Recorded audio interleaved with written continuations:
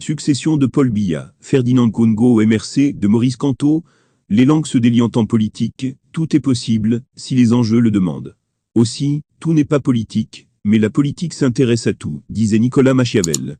Cette citation illustre parfaitement, presque 6 siècles après, aujourd'hui, l'actualité camerounaise. En effet, les récents meetings politiques du Mouvement pour la Renaissance du Cameroun, MRC, laissent la classe politique camerounaise dans une incompréhension logique du fait de la non-réticence du régime en place. Quant à la tenue des 10 meetings, le plus illustratif reste le meeting du MRC à Yaoundé, le 6 mai dernier sous le regard des tout-dits.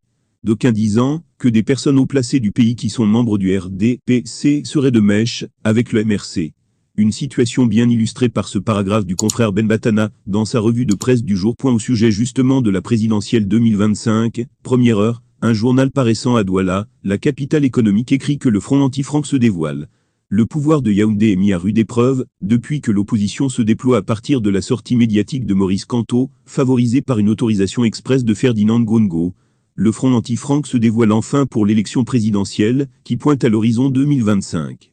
Le G25 conduit par la coalition Franck Biya met le paquet à l'objet de battre en brèche le candidat, choisi par le prochain congrès du RDPC. Ça s'annonce chaud devant Liton. Dans la revue de presse du confrère. Assisterons-nous à une alliance entre l'actuel SGPR et le principal parti de l'opposition camerounaise? Les indiscrétions indiquent qu'un bloc se forme contre la candidature prochaine de Franck-Emmanuel Biya. Et ce bloc serait facilité par le SGPR. Source: www.camerounois.com